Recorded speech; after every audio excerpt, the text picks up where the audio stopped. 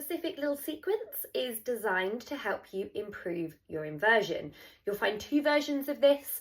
The beginner to intermediate version, which is really dedicated to helping you nail that invert, and then the intermediate to advanced, which is aimed at helping you perfect your aerial inversions.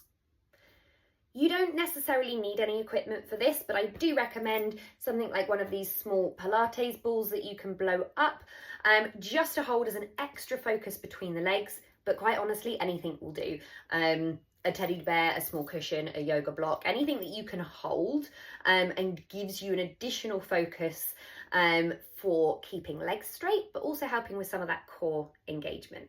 I'm going to show you each exercise first so we can break down the technique. It's just a little sequence. You've got 4 moves in this, 3 moves, sorry, for beginners.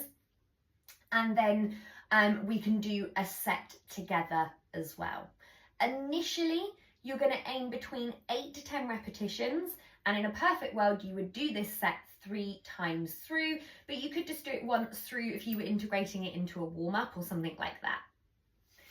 So the first movement is going to be helping us both with promote leg extension, but also work specifically towards the upper part of the abs and the upper body.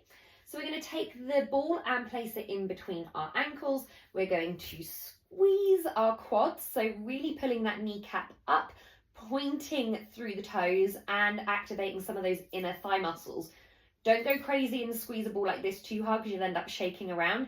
So you want to apply enough pressure to help you keep good leg engagement. I'm going to go through all of my core bracing checks and make sure that each level is switched on, and be mindful that in this position we're not able to keep so much of a neutral spine, but that's okay because our legs are directly above the hip. So first up, extend those arms, make sure that the core is fully engaged. We've got the pelvic floor switched on. You're going to be doing toe taps. So you don't necessarily have to touch your toes, depends how long your legs are, but I want you thinking about activating in the upper abdominal area, contracting, bringing the rib cage together, and then use your arms to help extend and reach as far up as you can. It's a very small but concentrated movement. Then you will go into a reverse curl, and this is about as close as you can get to your inversion off the pole that you can train at home. So you're going to bring the legs towards you, lift all the way up, and think about pushing the feet back. I'm then going to bring them down, roll, and optional here is that you can start to lower the legs away. But again, do make sure that all of this is working correctly. You haven't arched your back and you haven't domed out your abs. Otherwise, it doesn't count. It's not effective. So small but meaningful movements. As you bring the legs up and towards you, make sure they are completely straight. If we switch off here, they're going to be a lot heavier. It's going to be a lot harder for our lower abdominals to help lift the hip area.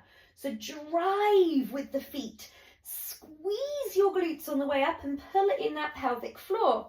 I'm also using my hands to help press in, and I want to try and be in as much of a straight line as I possibly can be.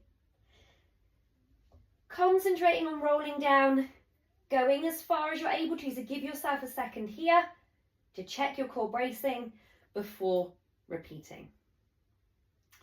Then we're going to take the legs into a tabletop. We're going to make sure that we are core braced, and we're going to curl the shoulders off the floor.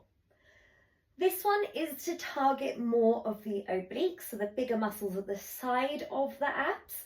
And your goal is to heel tap.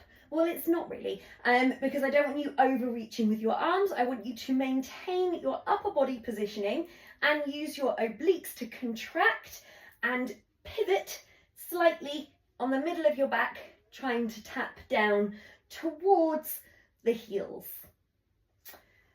From there,